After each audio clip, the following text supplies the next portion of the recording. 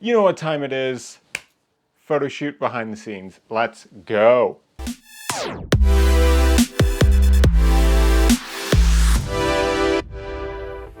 What is going on, everybody? If you're new around here, my name is Finn Badgley. I'm a commercial fashion, portrait photographer, and all-around content creator, and today I'm taking you behind the scenes of a recent photo shoot I did with a friend and model of mine, Emily, and I'm going to be showing you the process, the result of the photos, and some things we learned along the way.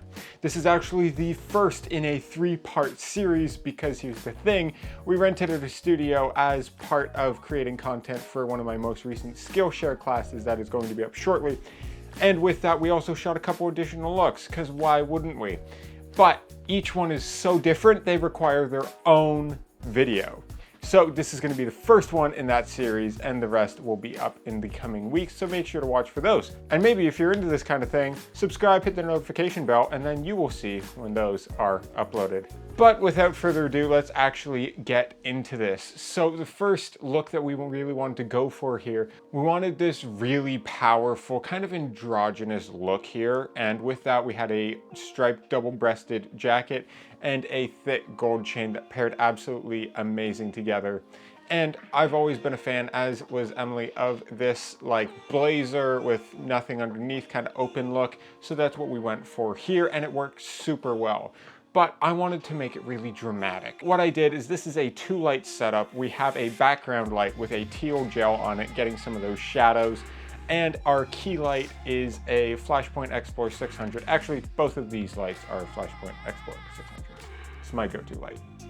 But what we did there is throw on a 7-inch reflector, put some black wrap around it to kind of condense the light, make a bit of a snoot so that way not too much of it hit the background, just enough to create a little bit of a white glow that you see in some of these photos. And then in front of that, I took some more black wrap, took my trusty Benchmade here and cut some holes in that guy so that way we could get nice little slits of light and give some added drama, added shadows, things like that to make this image really pop. And I absolutely love how these turned out, and Emily was super happy with them as well. This is such a powerful and unique look. This did take a lot of playing around though, don't get me wrong. This was something where at first I just had that black wrap right on the light. It was just kind of acting like a grid, like one of those honeycomb grids, and kind of condensing the light and not really giving those light slashes that we wanted. So by moving that closer to the model, farther away from the light, you were able to get more condensed little slashes of light there, and it actually ended up working out a lot better.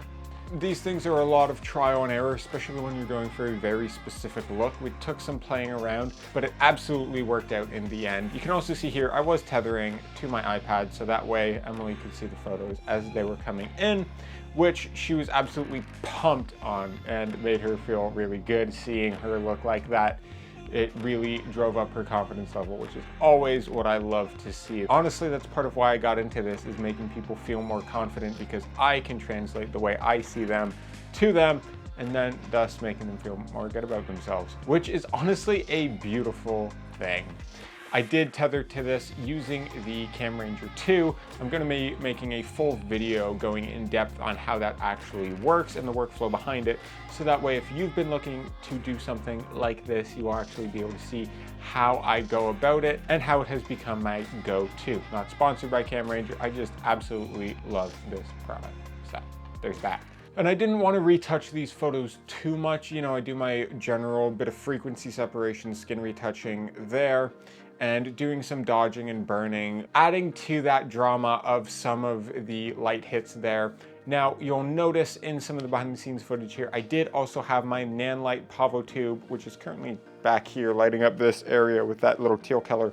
I did have it at a daylight balanced 5600 Kelvin, just adding in a bit of light to soften those shadows a little bit, because when we were getting these hits of light from this really hard small light source, the whites were quite bright and the darks were quite dark. So to even this out a little bit, I just lifted those shadows a little bit by adding in that Nanlite Pavo tube there.